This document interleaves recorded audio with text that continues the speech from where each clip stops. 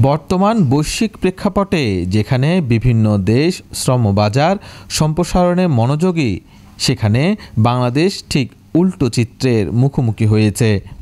গত 2 বছরে অন্তত 10টি শ্রমবাজার বন্ধ হয়ে গেছে।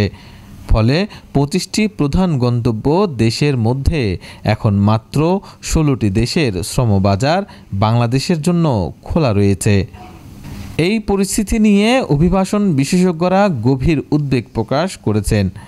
তাদের মতে শ্রমবাজার সংকুচিত হওয়ার এই ধারা চলতে থাকলে বৈদেশিক কর্মসংস্থানে নেতিবাচক প্রভাব পড়বে।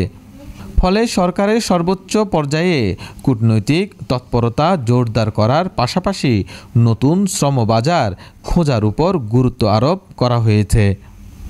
শ্রমবাজার সংকুচিত হওয়ার পেছনে একাধিক কারণ রয়েছে। এর মধ্যে রয়েছে যথাযথ প্রশিক্ষণের অভাব, কাজের অনুমতি ছাড়াই কর্মী পাঠানো, নির্ভরযোগ্য তথ্য ভাণ্ডারের ঘাটতি এবং রিক্রুটিং এজেন্সিগুলোর অনিয়ম। দক্ষতা, ভাষা, জ্ঞান ও সংস্কৃতিতে মানিয়ে নেওয়ার সক্ষমতার অভাবের কারণে বিদেশি নিয়োগদাতারা আস্থা হারাচ্ছে।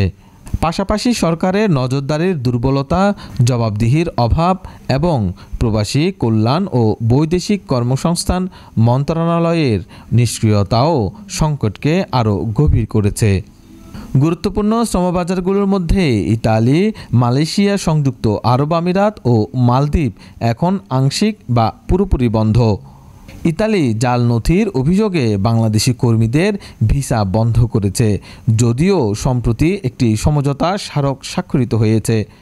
মালয়েশিয়া 2023 সালের মে মাসে শ্রমবাজার বন্ধ করলেও বিএমইটি এর ছাড়পত্র থাকা প্রায় 17,000 কর্মী এখনও সেখানে যেতে পারেননি।